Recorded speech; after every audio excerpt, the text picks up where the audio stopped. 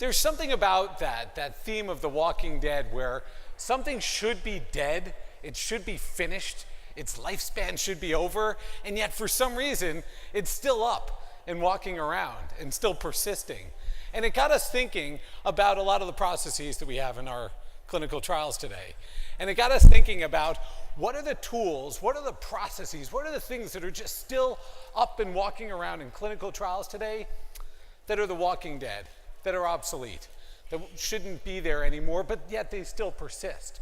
And so for this next session, we have a series of speakers that will hit on different things that today we accept as just being there, a mobile phone, a monitor, an electronic data capture system, and we'll start to try and challenge those and see, do we still need them? Are they going to be here in the future state?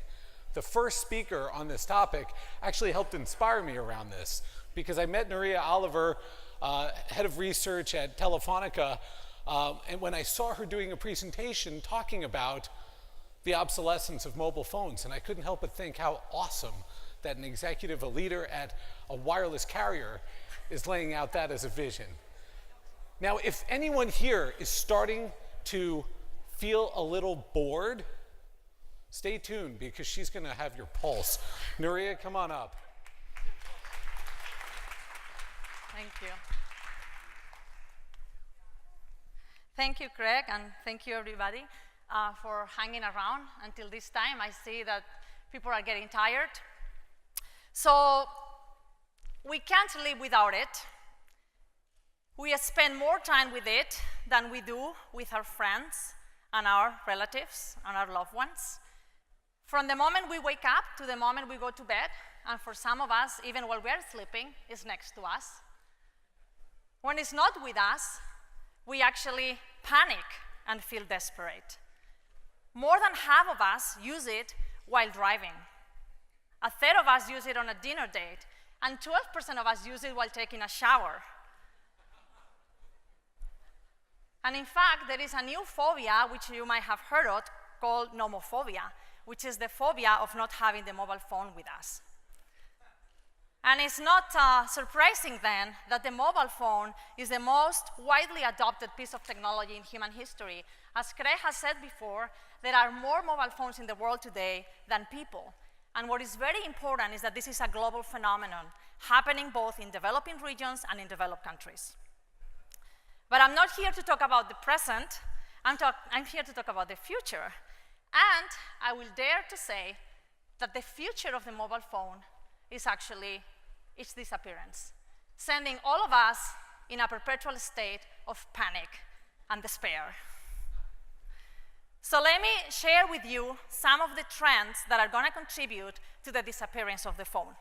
And before I go into the detail of the trends, I wanted to show you, you might be familiar with it already, Gartner's Hype Technology Curve, which they built every year. This is from July of this year, where they highlight technologies, emerging technologies that are 2 to 10, some of them even more years ahead of us, and where they are positioned in terms of their adoption. And if we pay attention to these technologies, many of them are going to have a profound impact on what the mobile phone is and are going to contribute to the disappearance of our beloved phones.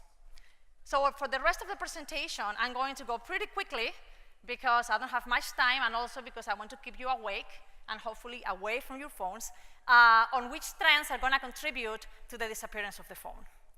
And the first trend, which I'm excited about, is that we're going to stop looking down and we're going to finally look up at our environment.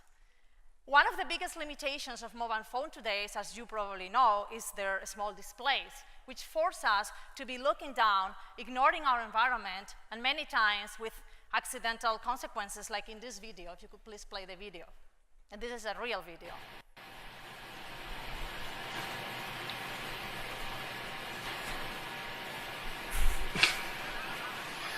And in fact, it's not surprising that there are many cities that have created mobile phone lanes. So people can safely walk while they're checking their phones without running into cars or other objects. But those lanes are not going to last very long because thanks to the development of head-mounted display technology, Augmented reality technologies such as Google Glass, or virtual reality technologies such as Microsoft HoloLens or Oculus Rift, and eventually retinal displays, which will directly stimulate our retina and project all the images on our retina, we will finally free ourselves from the slavery of the small displays. And in fact, the global head-mounted display market is expected to reach or surpass 12 billion by 2020. The second trend, which we've talked a lot about today, is wearables. And I'm sure you all know about wearables, and many of you are wearing a wearable. But just to set the right definition, a wearable is an object or a piece of technology in these days that satisfies three conditions. The first one is that it needs to be worn, and that's why a mobile phone is not a wearable. The second one is that it needs to be controlled by the user either consciously or unconsciously, so it needs to be changing its state. So glasses that don't change are not wearables. And third of all, they need to enhance somehow the experience of the person. So if we apply this definition, some claim that the first wearable was an abacus ring from the 17th century in the Qing dynasty. But of course, it is just in recent years that wearables have finally started to get adopted with exponential growth. And the wearable market is expected to reach 50 billion just in a couple of years. There are thousands of wearables today that have applications in many fields, from fashion and personal informatics to the military, logistics, manufacturing, and of course, health, wellness, and sports, which is the biggest three areas for wearables. When you come to this conference, maybe not next year, but in a couple of years, most of you will be wearing smart clothes with sensors embedded in them, and some of you might even have active tattoos that are displaying information directly on your skin. And as it has been already pinpointed today, there is a wealth of wearable devices today, but they are typically disconnected, many of them using proprietary protocols that don't enable to combine the data. And the real benefit and potential of wearables will only happen when we are able to combine all this data together and able to understand and analyze this data, because at the end, it is only one person, the one that is attached to these wearables. And if you are interested in the topic, I gave a TEDx talk recently about this, and it's online.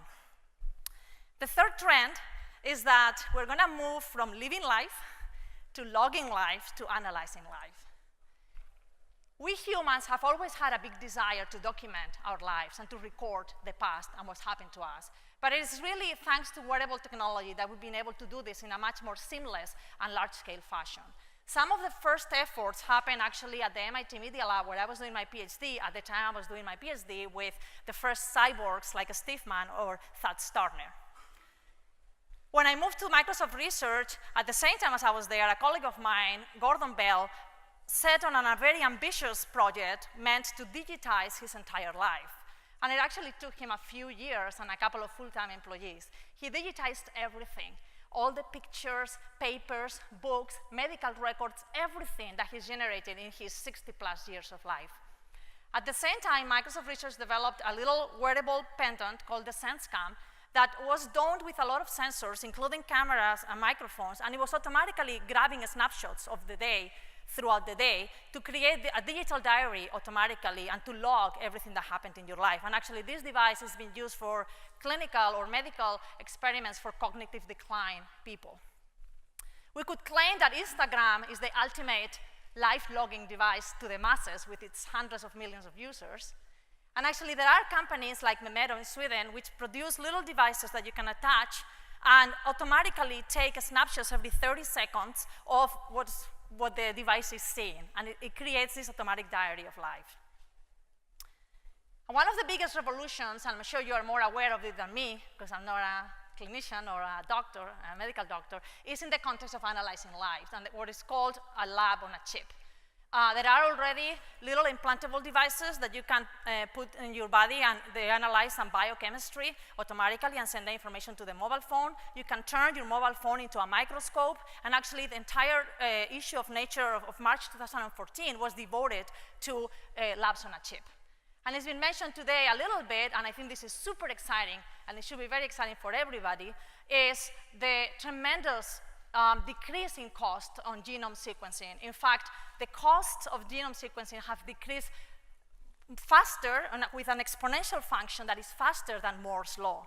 And today, for about $1,000, you can buy a little USB dongle that can actually sequence your DNA. I think this is really exciting because, of course, the next version is not going to be that big and it's not going to be connected to a laptop. It's going to be connected to something smaller.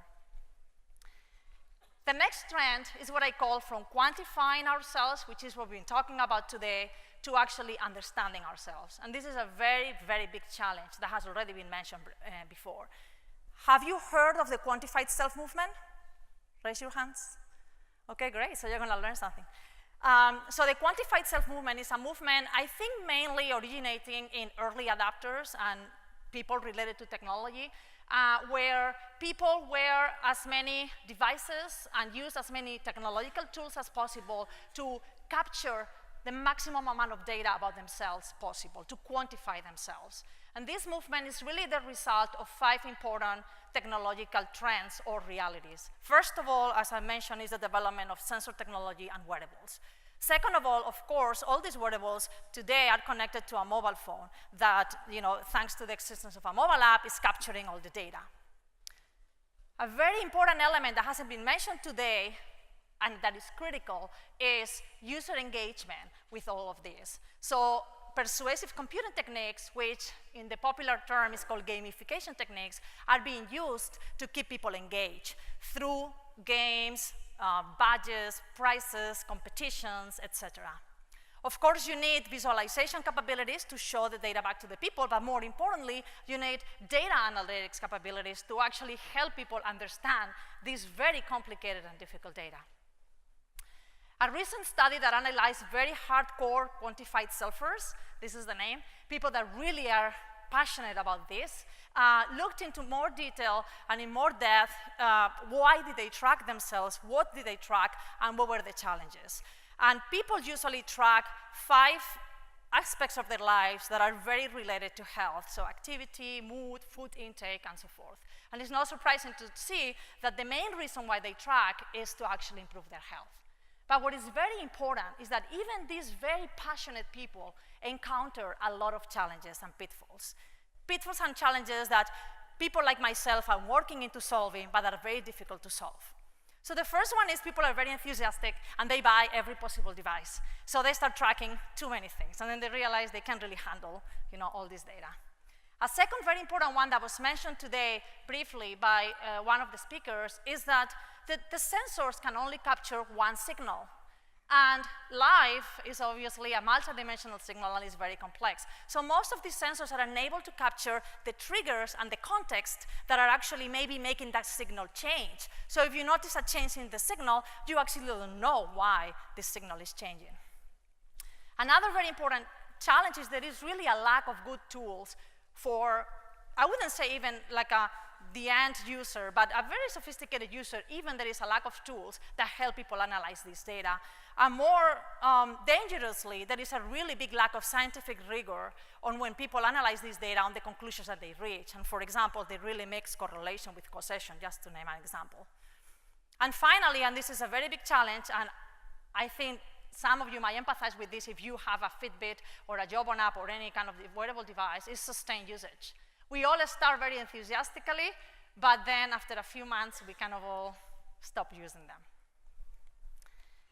The next trend might sound weird, but I think it's a very important trend because it's going to help us a lot on how we interact with phones, and it's the return of voice. Because the reality is that voice is gone. So let's see what these teenagers say about how much they use their phone with their voice. Can you please play the video? How much of that time is spent on actual phone calls? 0. None. 0. There's no, I don't think people really call each other anymore. I call people and people get weirded out that I called them. I should bring back the phone call, but I mean, like, Bring back the phone call! What? Is the phone call really that gone? yeah. So they want to bring back the phone call as some innovation because it's totally gone. But the reality is that most people, especially in the younger generation, basically only use their phone in a textual manner, which is kind of sad in a sense, given how rich our interactions are. However, the voice recognition and the voice analytics industry is really growing and taking off right now, thanks to very important advances in artificial intelligence and machine learning, and it's expected to surpass $110 billion by 2017. You've all been or seen Cortana and Siri and some efforts of building voice-based interfaces, and this is going to get better and it's going to become more mainstream. A very important area in voice analytics is actually biometrics and using voice to identify people. And finally, some of you might have used already a Skype real-time translation system, which I think is really an impressive achievement. And another important element that has been mentioned today in the context of Parkinson's, and that there is a lot of research about it, and we are actually also doing research about it, is the medical value of voice. So if we're going to be using voice more and more to interact with our devices, can we use it for helping diagnose certain conditions? And there is already research that has shown that it can be done for detecting Parkinson's, some early work on Alzheimer's, and of course respiratory diseases. But why limit ourselves to text and voice when we have 5 senses? So indeed, we are not going to limit ourselves. We will be able to touch with our phones. This is an example of a prototype where you can send kisses with your phone. So you put your lips on this little blue attachment on the phone, and the other person puts the lips on the equivalent attachment, and they can feel a kiss of each other. Or you can hug your children remotely. So I'm in this conference, and I can press a button, and my child can feel my hug. Smell is another sense that we're going to be using. So there are already prototypes where you can send messages with a certain smell. And of course, smell recognition is a very important area for our own safety. If we have a device that can actually detect dangerous smells that could be lethal for us, that could be a great advancement. And finally, taste. You can actually also send messages with a certain taste. So you put your tongue on this device, and then it stimulates your glands, and then you feel the taste of the message. But of course, one of the holy grails in human communication at a distance is brain-to-brain communication, or telepathy. And we are making huge advances of this. Today, we can already control prosthetic limbs and robots and play video games just with our thoughts. And there is a lot of non-invasive electrodes and sensors that you can put on that measure brain activity and then help control these different devices.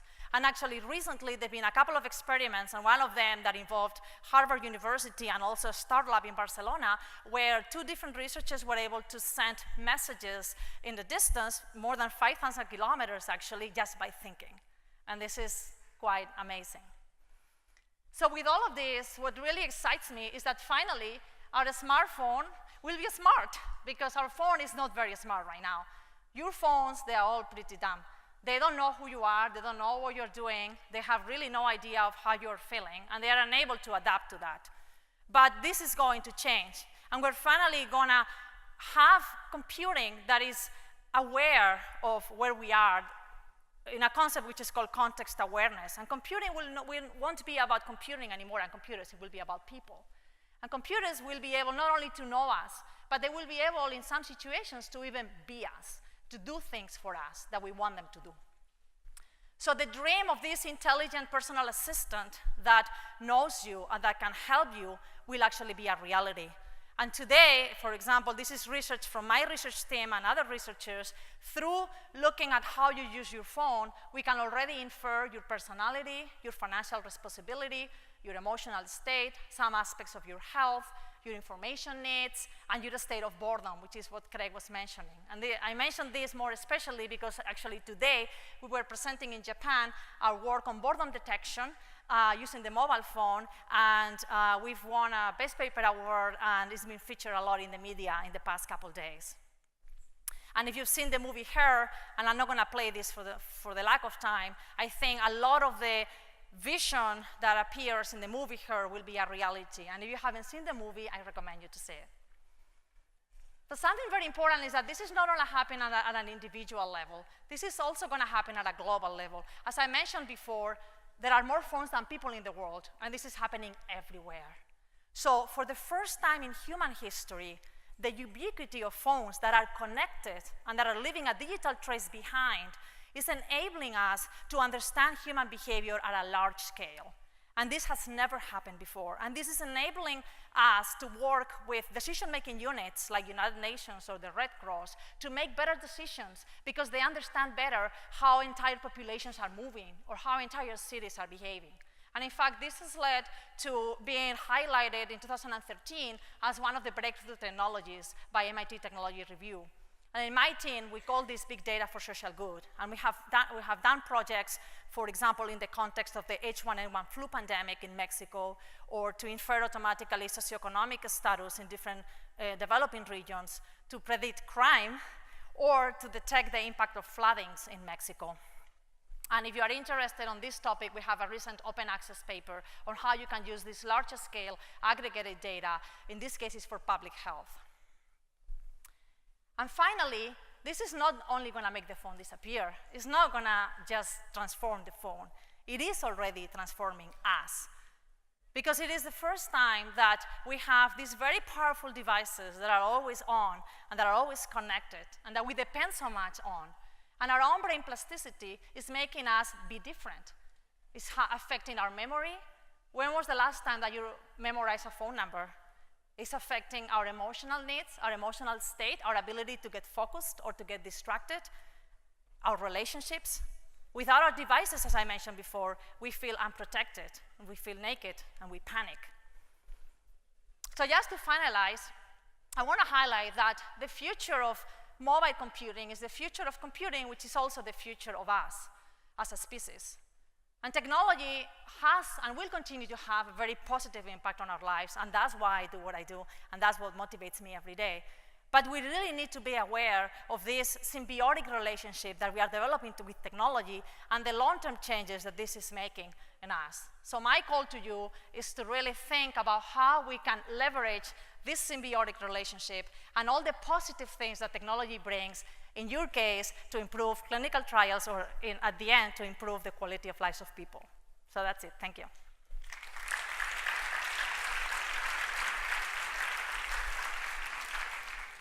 Wow.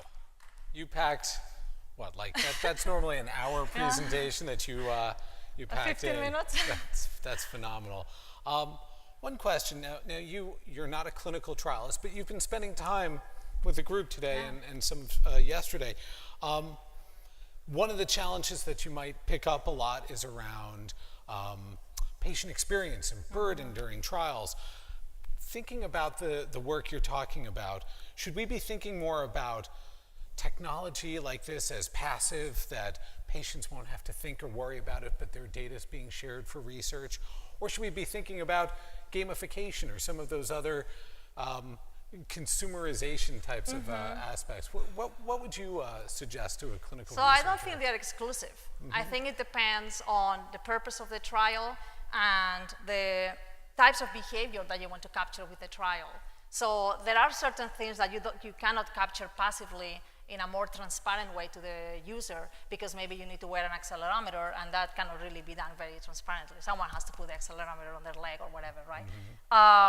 But there are other situations. For example, we are trying to do some work on the value of this passively collected data for mental health, where maybe you don't need to have the accelerometer, or you don't need to really wear sensors. It's more generic patterns of behavior that might be changing when you have a certain mental conditions, or when you have a certain crisis, right? When you are wearing technology, I think there is a lot of work to do still on improving sustained usage and improving the usability and the experience and the engagement of people. And I think this is something that is very difficult to show. I've worked a lot on persuasive computing. There are a lot of studies, including my own papers, on how wonderful persuasive computing is, but the studies are usually lasting just a few weeks. So there aren't really a lot of any studies that can show long-term sustained usage using persuasive techniques or gamification techniques. So I think one of the challenges is how can you go from a couple of weeks or 5 weeks of a lot of excitement of people using something to actually a year of using that. That was phenomenal. Please join me in thanking Nuria. Thank you.